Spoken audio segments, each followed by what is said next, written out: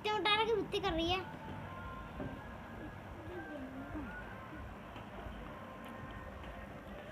दोस्तों नमस्कार। संस्कृत ज्ञान धारा में आपका बहुत बहुत स्वागत है। तो आज हम समास पर चर्चा करेंगे। तो आइए देखते हैं फिर समास। तो जो समास क्या होता है, समास किसे कहते हैं?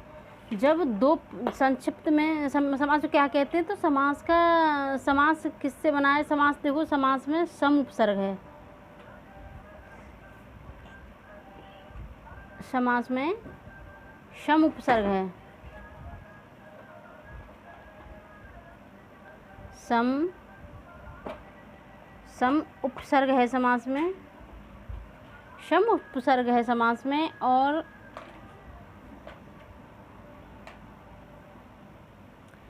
अस धातु है, अस धातु और घे प्रत्यय है। समास में सम उपसर्ग लगा हुआ है, अस धातु है और इसमें घे प्रत्यय है। तो इसमें घे प्रत्यय है। तो अनेक पदानाम एक पदी भवनम समास, अर्थात अनेक पदों को एक पद हो जाना समास कहलाता है। कैसे? जैसे कि समास और समाज की परिभाषा लगभग एक ही है। जैसे समाज हम किसे कहते हैं? समाज हम किसे कहते हैं? तो समाज हम किसको कहेंगे? मान लीजिए एक आदमी खड़ा है आपके सामने, तो उसको तो समाज कह नहीं सकते हैं। दो आदमी खड़े समाज नहीं कह सकते। तो जहाँ पर एक से अधिक लोग या एक से अधिक मनुष्य या व्यक्ति रह रहे हों तो उसको हम समाज कहते हैं। एक से अधिक परिवार को, एक से अधिक व्यक्ति के रहने को हम क्या कहते हैं? समाज कहते हैं। सादा सी भाषा में कह सकते हैं, हम सादा भाषा में कह सकते हैं कि जहाँ एक से अधिक मनुष्य हों, अधिक पुरुष हों, तो उसे हम क्या कहते हैं? समाज कहते हैं। ऐसे ही यहाँ पर है कि जहाँ एक पद से अनेक पद में हो जाना क्या कहते हैं? समास कह देते। अनेक पदों का एक पद हो जाना क्या कहता है? समास कहलाता है। तो इसका सूत्र है समसनम समासः, समसन समास है। क्या इसका? ये रहा। ठीक है। अर्थात संक्षेपीकरण को समास कहते हैं। समास का अर्थ है जब दो या दो से अधिक पद एक परस्पर मिलकर नया शब्द बनाते हैं। जब दो या दो से अधिक पद परस्पर मिलकर कोई नया शब्द या कोई नया वर्ण बनाते हैं, नया वाक्य बनाते हैं, पद शब्द बनाते हैं, तो उनके बीच की जो विभक्ति लुप्त हो जाती है वह बना हुआ समास कहलाता है। समास में क्या होती है? विभक्ति होती है। क्या होती है? समास में विभक्ति होती है। तो उनके बीच की जो बनी हुई विभक्ति होती है तो क्या कहलाता है? जैसे कि दशरथ पुत्र, एक उदाहरण लेते हैं हम, दशरथ पुत्र, या फिर ले लेते हैं हम रसोई घर। रसोई घर, इसमें कौन सा समास है? तो इसमें तत्पुरुष समास होगा। तत्पुरुष समास होगा। तो कौन सा तत्पुरुष समास होगा? तो इसमें तृतीय तत्पुरुष समास होगा, रसोई का घर। ठीक है, तृतीय तत्पुरुष होगा, रसोई का घर। तो यहाँ पर हमारी एक विभक्ति छिपी हुई है ना, इसमें रसोई का तृतीय विभक्ति छिपी हुई है हमारी। तो जहाँ पर विभक्ति का लोप हो वहाँ पर हमारा समास होता है। ठीक है। तो विभक्ति लुप्यते यत्र तदर्थु प्रीतीयते पदानां च एकम पदम च समास सो अभिधीयते। क्या? सो अभिधीयते। तो जहाँ अर्थात विभक्तियों का लोप हो जाता है परंतु उनका अर्थ प्रतीत होता है, लेकिन विभक्ति का तो लोप हो जाता है लेकिन वहाँ पर उनका क्या अर्थ तो हमें दिखाई देता है, लेकिन वहाँ विभक्ति हमारी लोप हो जाती है पूरी तरह से। जैसे मैंने अभी बताया था ना कि रसोई घर, अब यहाँ पर विभक्ति तो लोप होगी लेकिन इसका अर्थ तो हमें दिखाई दे रहा है ना, इसका अर्थ तो हमें दिखाई दे रहा है, इसका मतलब हमें दिखाई दे रहा है। तो इसमें तृतीय विभक्ति थी रसोई का घर है।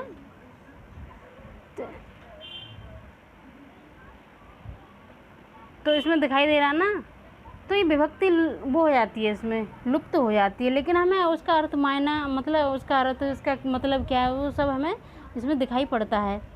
तो हम उसे क्या कहते हैं, और अनेक पद मिलकर एक पद बन जाना उसे क्या कहते हैं, समास कहते हैं। जैसे अनेक समूहों को एक जगह हो जाएं तो क्या कहेंगे, उसे समास कहेंगे। ये थोड़ी कहेंगे एक मनुष्य एक आदमी को तो हम एक ही कहेंगे।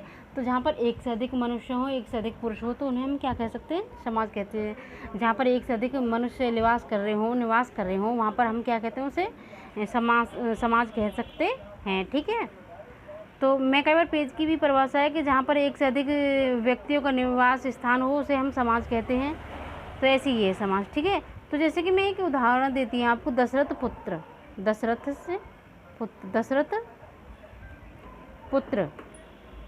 तो ये इसमें तत्पुरुष समास होगा, दशरथ का पुत्र। किसका पुत्र, तो इसमें षष्ठी तत्पुरुष समास होगा। देखो यहाँ पर हमारे दशरथ पुत्र में यहाँ पर विभक्ति छिपी हुई है ना हमारी, लेकिन हमें इसका मायना पता चल रहा है, हमें इसका अर्थ मालूम पड़ा है कि हमारा अर्थ क्या होगा, इसका प्रतीत हो रहा है ना यहाँ पे हमारा इसका अर्थ प्रतीत हो रहा है कि दशरथ पुत्र, तो दशरथ का पुत्र। तो इसमें षष्ठी विभक्ति आई ना, कर्ता ने कर्म को कर्ण से के द्वारा अपादान के अलग होने के लिए षष्ठी में षष्ठी संबंध के लिए सप्तमी में पेपर, लेकिन षष्ठी हमारी विभक्ति के अंतर्गत नहीं, विभक्ति वो संबंध कारक 6 ही होते हैं, षष्ठी कारक के अंतर्गत नहीं आती। विभक्ति हमारी 7 होती है। सामान्य सी चीज़ है जो आपको पता होगी इन चीज़ों के बारे में। ठीक है। तो विभक्ति हमारी 7 होती है, कारक हमारे 6 होते हैं। षष्ठी को हम कारक के अंतर्गत नहीं गिना जाता। तो षष्ठी से जो शेष बचती है ना, जैसे प्रथमा द्वितीय संबंध कारक, ये जो हमारे 6 वो हैं कारक हैं, तो उन पर से जो शेष बचता है वो सब षष्ठी के अंतर्गत आ जाता है। तो अब जैसे पीताम्बर में कौन सा समास होगा, देखो पीताम्बर कौन सा समास होगा, पीताम्बर। अब देखो इसमें विभक्ति छिपी हुई है ना, पीताम्बर है, पीले हैं पीतम अंबर यस्य से, पीले हैं वस्त्र जिसके, अर्थात बहुव्रीहि समास। पीले हैं वस्त्र जिसके, किसके, अर्थात भगवान राम। कौन, भगवान राम के किसके पीले वस्त्र हैं, अर्थात पीले वस्त्र हैं जिसके, अर्थात भगवान राम। तो यहाँ पर कौन सा समास होगा हमारा, यहाँ पर हमारा बहुव्रीहि समास है। बहुव्रीहि समास की पहचान क्या है कि अन्य पद, जिसमें अन्य पद उत्तम हो, तो क्या कहते हैं, अन्य पद आ रहा ना इसमें, पीतम अंबरम यस्य से, अर्थात पीले हैं वस्त्र जिसके, तो अन्य पद का वो आ रहा ना इसमें, अन्य पद प्रतीत हो रहा ना हमारा। तो अन्य पद कौन हो रहा है, तो राम। पीले हैं वस्त्र जिसके, किसके पीले वस्त्र हैं, राम के। तो ठीक है। आगे ये विग्रह वृत्ति हैं कुछ, देखो तो वृत्ति अर्थक बोधकम वाक्य विग्रह। तो इसका मतलब है कि समास वृत्ति के अर्थ का बोध कराने के लिए जो वाक्य होता है उसे विग्रह कहते हैं। क्या कहते हैं कि सीधा सीधा अर्थ है इसके, जहाँ समास वृत्ति के अर्थ का बोध कराने के लिए, उसका हम अर्थ जानने के लिए जो वाक्य होता है, वाक्य विग्रह होता है, जो वाक्य को हम विग्रह करते हैं, तो उसे क्या कहते हैं हम, समास। क्योंकि इसे जब तक विग्रह नहीं करेंगे हम समास का, तब तक हमारा कोई अर्थ सामने निकल के आएगा।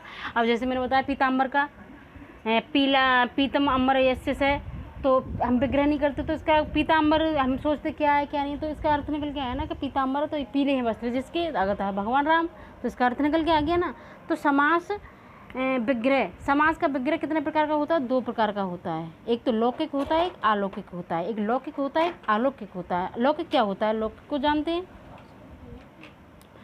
तो लौकिक क्या होता है, लौकिक के समझने लायक विग्रह को लौकिक संग्रह कहते हैं। लोक के समझने लायक, जो लोक मतलब इस लोक में जो सामान्य में, जैसे हम अपने ऊपर जो एग्जाम्पल देते हैं, उदाहरण देते हैं, तो ये क्या कहा जाता है, लोक कहा जाता है। तो जो लोक के समझने लायक विग्रह को लौकिक विग्रह कहते हैं। जैसे कि दशरथ पुत्र, इस सामासिक पद का लौकिक विग्रह होगा दशरथ से पुत्र के, दशरथ के पुत्र। ठीक है। तो ये लोक का हम दे रहे हैं ना, यहाँ का पारलौकिक होगा जब अब पारलौकिक का भी बताऊंगी, ठीक है। तो अलौकिक, तो ये लौकिक को समझेंगे कि जहाँ लोक में, जहाँ पर निवास कर रहे हो वहाँ पर, ठीक है। तो जहाँ वर्तमान में रह रहे हो वहाँ का उदाहरण उदाहरण दिया जाए तो वहाँ को हम लौकिक विग्रह कहते हैं। अलौकिक विग्रह क्या होता है? जो व्याकरण शास्त्र की प्रक्रिया दर्शन हेतु अर्थात शास्त्र प्रक्रिया के के लिए विग्रह होता है, उसे अलौकिक विग्रह कहते हैं। जैसे दशरथ गस पुत्र सु, यह दशरथ पुत्र सामासिक पद का अलौकिक विग्रह होगा ना, गस इसमें, तो इसमें सु और जो वो होते हैं इसमें प्रत्यय जो लगते हैं तो इसमें वो लग जाता है अलौकिक में, ठीक है। तो हमें लौकिक विग्रह का ही हमारे विषय में लौकिक विग्रह ही आता है, ठीक है। तो हम लौकिक विग्रह को देखते हैं। समस्त पद या सामासिक पद, समास होने पर जो शब्द बनता है उसे समस्त पद को क्या कहते हैं? समास कहते हैं। जैसे कि मैंने बताया था समाज को उदाहरण कि जब एक जगह बहुत सारे लोग रहने लगे तो वो हमें उसे समाज बोलेंगे ना। उसे ऐसे मनुष्य तो ऐसे तो बोल नहीं सकते, इंसान है ये वो है। जहाँ पर एक से ज़्यादा अधिक निवास लोग कर रहे हों तो वहाँ हम समाज कहेंगे। तो ऐसे ही है, जहाँ एक से अधिक पद हो तो वहाँ पर समास के पद कहलाता है। जैसे आदिगोपम, चंद्रशेखर, त्रिभुवनम, रामकृष्ण, समस्त पद सामासिक पद कहे जाएंगे ना ये, ठीक। आगे देखते हैं। और तो समास के भेद, अब देखो समास के भेद लघु सिद्धांत कौमुदी के लेखक बरदराज हैं। कौन है? बरदराज हैं। तो बरदराज ने समास के 5 प्रकार बताए हैं। समासा पंचधा, इसका ये सूत्र भी वो भी है, समासा पंचधा। किंतु माध्यमिक शिक्षा परिषद की पाठ्य पुस्तकम, जैसे कि हमारा बाबूराम सक्सेना है ना, बाबूराम TGT के इसमें बाबूराम सक्सेना है ना सिलेबस में, तो इसके आधार पर 6 भेद बताए हैं। कितने? 6। तो समास के कितने भेद बताए हैं? 6। अतः आप सब यूपी टेट परीक्षार्थियों के लिए समाज के 6 भेद ही मानने चाहिए। यूपी टेट के परीक्षार्थी हैं और जो हमें माध्यमिक शिक्षा स्तर पर जो हमारे पाठ्यक्रम है, जैसे 9th इंटर या हाई स्कूल, तो इनके लिए हमारे क्या है 6 समास पढ़ाए जाएंगे हमें। और लघु सिद्धांत कौमुदी में 5 बताए हैं उन्होंने, बरदराज आचार्य ने, तो हमें तो 6 देखने हैं ना। तो समास के प्रमुख भेद रूप 6 या भेद या रूप 6 हैं। तो कौन कौन से? एक अव्ययीभाव समास, तत्पुरुष समास, कर्मधारय समास, द्विगु समास, द्वंद्व समास, बहुव्रीहि समास। कितने हैं? देखो, अव्ययी समास पहला हमारा हो जाएगा अव्ययी समास, दूसरा तत्पुरुष समास, कर्मधारय समास, द्विगु समास, द्वंद्व समास, बहुव्रीहि समास। नोट, अब ये इसलिए दे रखा है कि भट्टोजी दीक्षित सिद्धांत कौमुदी में तत्पुरुष का भेद कर्मधारय और कर्मधारय का भेद द्विगु समास को क्या बताते हैं वो, तो इनके अनुसार 4 ही होंगे। और भट्टोजी दीक्षित के अनुसार 4 ही होंगे क्योंकि इन्होंने तत्पुरुष का भेद कर्मधारय और कर्मधारय का भेद द्विगु समास का को बताते हैं, तो इन्होंने 2 और कम कर दिए, तो इनके अनुसार होंगे 4। समझ गए? क्योंकि कर्मधारय का भेद द्विगु समास और द्विगु समास को तत्पुरुष का भेद कर्मधारय को बताते हैं, नहीं, तत्पुरुष का भेद कर्मधारय को बताते हैं और कर्मधारय का भेद द्विगु समास को बताते हैं। तो यहाँ 2 और हो गए कम, तो इन्होंने 4 माने हैं। लेकिन हमें कितने देखने हैं? हमारा गलत हो जाएगा हमें, क्योंकि हमें तो माध्यमिक शिक्षा बोर्ड के अनुसार करना है, तो हमारे जो पाठ्यक्रम में है। और आयोग ने साफ साफ कह दिया कि जो बाबूराम सक्सेना की जो व्याकरण लगी हुई है उन्हीं से वो सिलेबस में होगा, ठीक है। तो अब यहाँ पर देखना है हमें अव्ययीभाव समास। पहला हमारा अव्ययीभाव समास, अव्ययीभाव समास। तो अव्ययीभाव को देखते हैं। पूर्व पदार्थ प्रधान अव्ययीभाव है, अर्थात जिस समास में पूर्व का अर्थ प्रधान या मुख्य हो उसे अव्ययीभाव समास कहते हैं। जिसका पूर्व का भाग, बाद वाला भाग क्या हो, पहला भाग अव्यय क्या हो, मुख्य प्रधान, उसे अव्ययी समास कहते हैं। इस समास का पूर्व पद प्राय अव्यय होता है। क्या होता है? पूर्व पद क्या होता है इसका पूर्व पद अव्यय होता है। क्या होता है? पूर्व पद अव्यय होता है। ध्यान दें कि समास में सामान्यतः 2 पद होते हैं।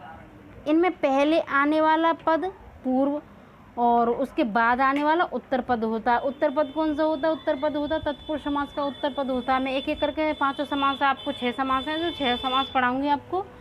तो जो पूर्व पद, पहला पद इसका अव्ययी भाव समास का पहला पद क्या होता है? अव्यय होता है। जिस पदार्थ का पूर्व पद अव्यय हो तो वो क्या कहलाता है? अव्ययी भाव समास कहलाता है। ठीक है। तो बाद में आने वाला उत्तर पद होता है। उत्तर पद तत्पुरुष समास का ये उदाहरण होगा। ठीक है। तो उत्तर पद एक अर्थ बाद में भी या बाद वाला भी होता है, जैसे समास पूर्व पद और उत्तर पद। तो उपनदम, ये क्या है? उपनदम। तो ये उप हो गया ना पूर्व, और नदम ये बाद वाला हो गया। तो इसमें कौन सा समास होगा? इसमें अव्ययी भाव समास होगा। अव्ययी भाव होगा ना, नदी त्रिस्थल सूत्र से, उससे उपनदम, क्योंकि उपसर्ग, इसमें उपसर्ग भी लगा होता है। क्या होता है इसमें? उपसर्ग। अधिकांश अव्ययी भाव समास में दोस्तों उपसर्ग लगा हो ना, जहाँ पर उपसर्ग लगा हो तो वहाँ अक्सर अव्ययी भाव समास होता है। तो देखो और विशेष ध्यान दें, अव्ययी भाव समास होने पर सामासिक पद अव्यय बनता है। क्या बनता है? अव्यय बनता है। तथा नपुंसक लिंग एक वचन में प्रयोग किया जाता है। अव्ययी भाव समास हमेशा नपुंसक लिंग में होता है और एक वचन में ही इसका प्रयोग किया जाता है। क्या होता है ये अव्ययी भाव समास नित्य नपुंसक लिंग होता है। ठीक। अनव्ययम अव्ययी संपद्यते इत अव्ययी भाव है। अर्थात जो शब्द समास होने से पूर्व अव्यय न हो किंतु समास होने पर अव्यय हो जाए, वही अव्ययी भाव समास होगा। जैसे कि यथाशक्ति है। क्या है? यथाशक्ति। शक्तिम अनंत कृम्यम, यहाँ शक्ति शब्द अव्यय नहीं है, किंतु यहाँ यथा अव्यय होगा ना, ये यथा। तो यथा इस वाक्य के साथ समास होने के कारण यथाशक्ति यह पूरा पद क्या होगा? अव्यय हो गया। और ये नपुंसकलिंग है ना, नपुंसकलिंग का एक वचन है। मैंने बताया था ना कि अव्ययी भाव हमेशा अव्ययी भाव समास हमेशा नपुंसकलिंग और नित्य नपुंसकलिंग होता है, और ये एक वचन में ही प्रयुक्त होगा। और इसका पूर्व पद अव्यय होता है। क्या होता है? पूर्व पद अव्यय होता है। अव्यय होता है। पूर्व पद क्या होता है? इसका अव्यय होता है। तो समझ गए होंगे। तो दोस्तों ये मैंने अव्ययी भाव समास समझाया। मैं आगे आपको 5 समास और बचे हैं, मैं उन्हें भी पढ़ाऊंगी आपको। तो नमस्कार, धन्यवाद।